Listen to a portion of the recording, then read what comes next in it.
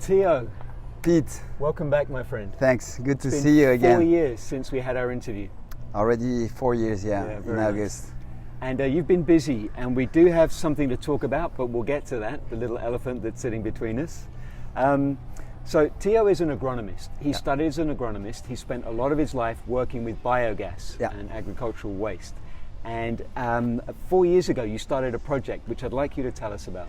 Yeah, as you said, I'm an agronomist. I work in biogas, and actually biogas is methane. What we want is a renewable source of methane, and it's produced using waste, organic waste you have around, cow dung, pig slurry, kitchen waste, can be human poop as well.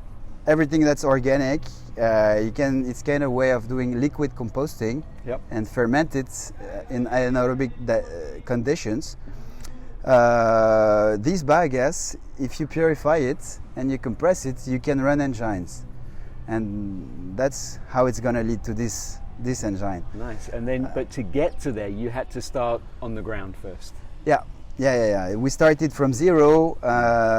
4 years ago, we had nothing. I was back from a back surgery, and since then we started an association. It's called Biogaz4Life. Biogaz4Life.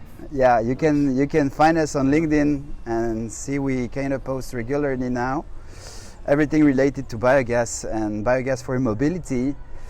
And we started on the ground with a vintage car. We wanted to convert to biogas. It's a 4L, 4L. Yep. It's a Renault vintage from 1984, so older than me. And we made it 3 years ago already, and we raced the Moroccan desert for the 4L Trophy 2022. Yeah. And we crossed the Moroccan desert 100% on biogas. We were refueling with a truck that was also converted to biogas, and with biogas tanks compressed inside with big scuba diving tanks to store like 320 liters of biogas, which is more or less 50 kilos of gas, and we could do 1,000 kilometers with that.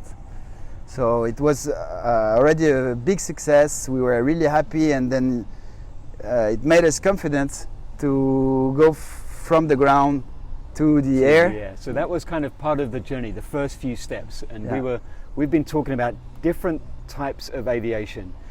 We've looked at sustainability in aviation using hydrogen, using electric, using hybrid aircraft. But what we're talking about now is something that has been around, using a fuel that has already been around for hundreds of years that farmers use.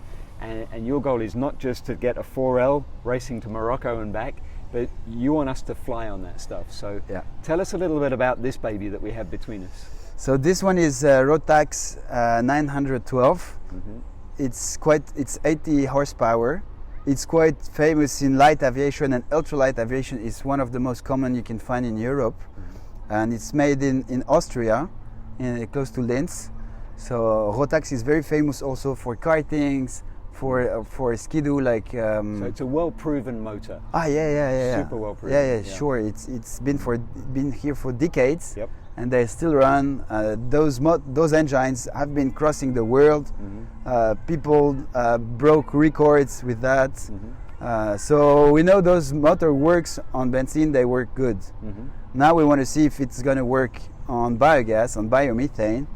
And for that, we are now developing and asking for partnership with technical professionals on one side on aviation, on light aviation, and on the other side on gas. Yep. So we are now talking with LAD Aero, LAD Aero in Normandy. The guy is called Christian Dieu, and he developed injection kit for this engine.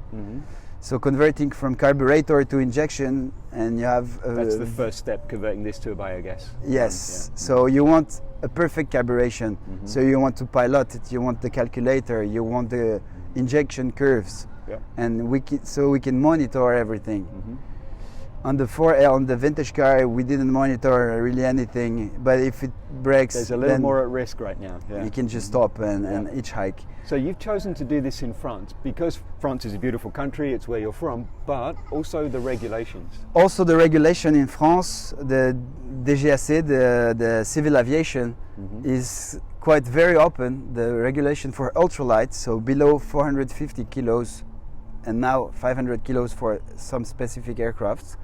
Below that, you are actually responsible of your machine, of your engine, and of all the maintenance. So you're kind of free. Yep. And it's to experiment. Pushing freedom to experiment as well. So that's how it leads to innovation. And once it's been tested on ultralight, because some pioneers took the risk, oh, I want to do this, then it can switch to light aviation, certified aviation, European. But the first step is basically happening under the radar in a place that is quite happy for this experimentation to go ahead. Yes, and we're not under the radar because we wrote them first. Like, we're going to do that. What do you think? And they're like, yeah, that's a good idea. You're lucky because the regulation is made for that. Perfect. So just check that the maximum weight is matching with your kit, and that's then write us this summer when you're done with the test on the bench. So let's talk about that. The next step from here, you've just bought this and you're going to take it home and you're going to put it on a bench and test it. So that's the very next thing. We bought this one this morning. Yeah. And I told you about the partner LAD. We bought an injection kit second hand as well because we need some financings. I'm going to ask for that just after. And we have another professional in gas that is converting cars, but he does hundreds of it. Injection, regulation, everything. RM Gas, Romeo Mencuccini in Normandy as well. Okay. And they are like half an hour close by both. So we want to, so they can be chatting to each other. We want to put them together, work on this engine. We're going to be there, of course. So and bench testing, what's next? Bench testing, injection, gas. After the bench testing and it's done, we want to buy a machine and put it on a machine and fly it. We've been visiting. So an ultralight? Of course, an ultralight to start. And we saw a pendulum this morning, a very nice one. And how much would that set you back? This one, if we want to buy it with the kite and everything safe, it's costing about 30,000. Okay. And then if we want to add the kit complete, I think 10,000 K more. And then if we want to run it and fly and go around and have the gas storage, we need 10 to 15 more. So the whole project, I think, can fit just this year for 50K. And we're still volunteering.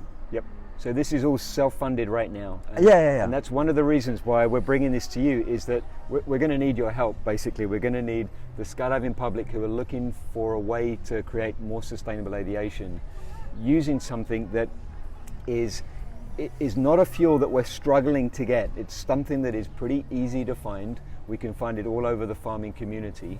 It's a fuel that's ready to go. There has been a biogas aircraft about 10 or 12 years ago. We saw it fly. We saw one on methane 10, 12 years ago, but there was already one in LPG 42 years ago in Bordeaux. And the guy sold 4 or 5 Socata. So it exists, the patent exists. We don't invent anything, we just refresh it and put it back with biogas, with renewable gas. And maybe because biogas isn't the sexy hydrogen, electric, etc., it hasn't got as much coverage, and that's what we're trying to change here with this project. Yeah, absolutely. And just to say, we came by car. I came from Angers. So I think it's almost 1,000 or 800 or 1,000 kilometers. In your biogas VW. 100% on gas. Not a drop of fuel. And I'm going to go back the same with this engine. And we already start to do it on the ground and having this ecosystem setting running fully on biogas. And I know my biogas producer by its name. We have lunch together. Yesterday was an energy company that you have no idea. No, I know where my money goes. So it's gonna pay his house, his kids, holiday, and knowing your fuel producer by its first name, I think it's also a key to sustainability. That's pretty special. Yeah. And what you're going to do is this project, we'll be able to see you on LinkedIn in Biogaz4Life. This is going to be a way to check in. These guys will be putting a website together where you can fund, you can help out, and you can follow the progress of this project. Yeah, and if we make it, we're going to put it on an ultralight, a DTA. Yep. It's kind of famous for the ones that practice, but it's the same engine that you can see on the previous stunts, the last stunts you saw with Fred Fugin and Ambroise Serrano, with the Toussaint brothers in the mountains where they were flying on the wingsuit. Together with a wingsuit. Yeah, that's one of the most amazing stunts I saw in my life. And that could be done on a biogas run. It's this engine. Yeah. So if we make it on the bench, and if you help us, we can do those stunts in a near future. This may not look like an Airbus, it may not look like a Twin Otter, but it's an acorn. It's ready to grow to a tree, and Theo, just amazing work. It's really good to speak to you again. Thank you, Pete, and thank you guys. I hope to see you in the sky soon, running on biogas.